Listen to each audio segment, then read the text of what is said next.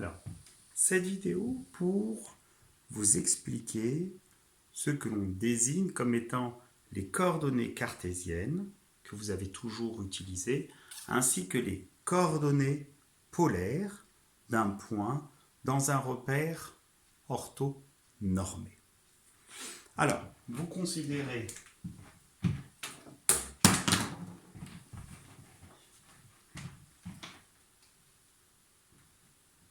un repère orthonormé OIJ, et dans ce repère, vous allez positionner un point. Alors, pour simplifier les choses, on va prendre un point dont l'abscisse comme l'ordonnée sont tous les deux des nombres positifs, c'est-à-dire que le point va se trouver dans ce quart de plan. Donc, vous allez prendre ici le point M. Son abscisse, vous allez la noter petit x, et son ordonnée, vous allez la noter y. Alors vous avez toujours, dans toute votre scolarité, travaillé avec ce type de coordonnées. On dira alors que M a pour coordonnées cartésiennes x, y, et l'on note avec des parenthèses. Donc là, vous avez affaire aux coordonnées cartésiennes. Alors maintenant, je vais vous poser un petit problème. Supposez que l'on vous demande de localiser ce point M dans le repère et que pour cela, il vous est impossible de déterminer la position du point M en donnant des informations ni sur l'abscisse ni sur l'ordonnée.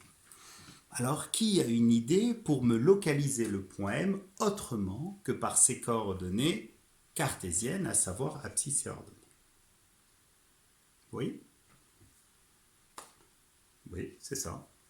Bonne réponse. Donc un élève vient de me dire qu'il y a une possibilité qui consiste dans un premier temps à déterminer la distance qui sépare le point M de l'origine. Alors cette distance, on va l'appeler R. Mais le seul problème, c'est que si je vous dis la distance qui sépare O de M est égale à R, est-ce que vous aurez alors matière à me localiser de manière précise le point M? Réponse? Ben c'est ça exactement. Il n'y aurait pas un seul point M, mais il y en aurait une infinité. Et lesquelles? Oui? Précisément, tous les points du cercle de centre O et de rayon R. Donc dans ce cas, le point M n'est pas localisé. Il faudrait rajouter quoi de plus à cette distance qui le sépare de l'origine? Un angle orienté, c'est la bonne réponse. Alors il faut de ce fait donner ici l'angle θ, l'angle orienté, donc ici R c'est la distance OM, et θ c'est une mesure de l'angle orienté UOM. Et bien précisément, ce que l'on désigne comme étant les coordonnées polaires du point M, par opposition aux coordonnées cartésiennes, les coordonnées polaires du point M sont M, on utilise des crochets, R, θ. Alors maintenant, on va étudier des cas très particuliers. Donc je vais vous donner des points, plus précisément, je vais vous positionner des points dans le repère et vous allez me donner leurs coordonnées cartésiennes, tout comme leurs coordonnées polaires. Alors si jamais je considère ici le point A.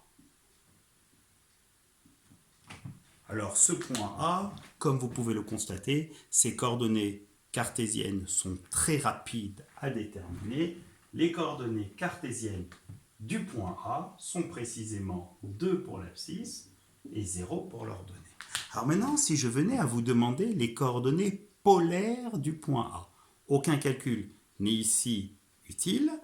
Vous avez juste à réfléchir, à savoir que la première des deux coordonnées polaires correspond à la distance qui sépare le point O du point A. Quelle est la distance qui sépare O de A? C'est précisément 2. Donc pour les différencier, on va mettre des crochets. Et la deuxième des coordonnées, c'est une mesure de l'angle orienté UOA. Et une mesure de cet angle, alors le repère, excusez-moi, c'est UV ici. Donc Une mesure de l'angle UOA, c'est précisément 0. Comme vous pouvez le constater, le point A ici a pour coordonnées cartésiennes 2, 0 et pour coordonnées polaires 2, 0. Alors maintenant, si vous venez à considérer le point B qui se trouverait ici. Tout simplement, le point B, comme il est placé ici, a pour abscisse 0 et pour ordonnée 1. Alors si je venais à vous demander quelles sont les coordonnées polaires du point B, donc on va commencer par déterminer la première des coordonnées polaires qui correspond à une distance, celle qui sépare le point O du point B, et qui vaut ici 1. Puis la deuxième des coordonnées polaires, celle qui est associée à une mesure d'un angle orienté, lequel précisément l'angle orienté UOB, équivaut tout simplement pi sur 2. D'accord? Pi sur 2, parce que je vous ai demandé une des mesures. On aurait pu prendre pi sur 2, 5 pi sur 2, et de manière plus générale, pi sur 2 plus 2 k pi, où k est un entier relatif. Donc j'ai pris B1 pour la première des coordonnées polaires, à savoir la longueur, la distance OB, et pi sur 2 pour la deuxième.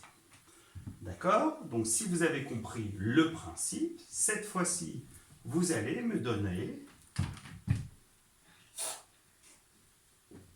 les coordonnées cartésiennes ainsi que les coordonnées polaires du point C qui se trouve ici. Donc les coordonnées cartésiennes, rien de compliqué. La première des coordonnées correspondant à une abscisse, ici elle est égale à moins 3, et la deuxième à l'ordonnée qui est égale à 0. Alors maintenant, si on venait à déterminer les coordonnées polaires, à nouveau, comme tout à l'heure, on garde en tête que la première des coordonnées polaires, c'est la distance de O à C qui vaut ici tout simplement 3, et la deuxième qui est une mesure de l'angle orienté UOC qui vaut précisément pi. Et on va finir ces cas particuliers avec le point D qui se trouve ici.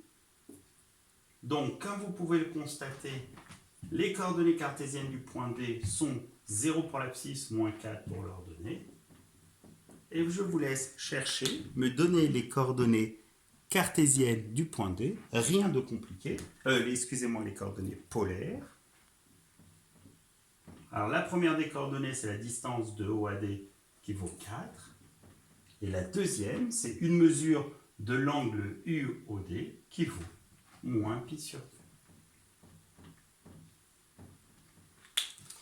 Alors tout ça pour vous dire que là, on a étudié uniquement les cas particuliers. Alors que faut-il retenir en termes de cas particuliers et quels sont ces cas particuliers? Alors les cas particuliers, c'est si jamais le point M est sur l'un des deux axes. Attention, pas en l'origine, parce que si le point M est en l'origine, il n'y a pas d'angle orienté formé à partir de vecteurs nuls.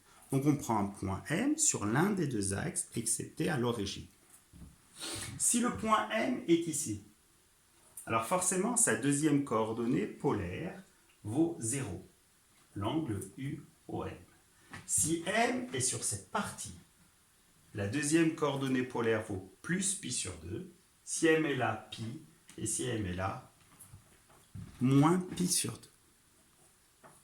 Alors, retenez ces résultats et du moins comprenez ces résultats.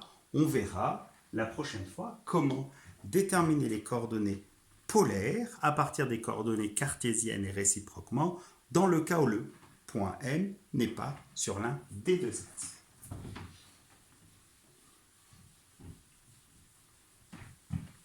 Donc avant de vous dire bonne nuit et à demain, est-ce que vous pouvez me positionner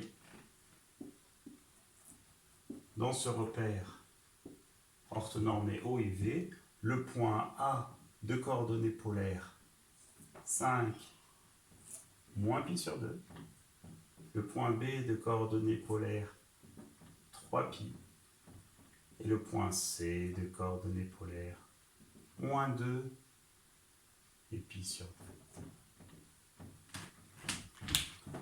Réfléchissez, attention, gardez en tête précisément les deux coordonnées polaires. Alors, réponse. Le point A est très facile à positionner pour la simple et bonne raison que la distance qui sépare A de l'origine vaut 5. Donc il est sur ce cercle. Et comme l'angle vaut moins π sur 2, il se trouve là. Conclusion, le point A a pour coordonnées cartésiennes 0, moins 5. Le point B, la distance qui le sépare de l'origine vaut 3 et l'angle orienté vaut π. Donc le point B est là et ses coordonnées cartésiennes sont moins 3, 0. Et pour finir et vous dire au revoir, le point C, eh ben, il y avait une erreur d'énoncé, vu que la première des coordonnées polaires est forcément associée à une distance. Laquelle? Celle qui sépare l'origine du point C. Or, une distance est par définition quelque chose de positif. Contrairement à moins 2. Comprenez ce qui a été dit.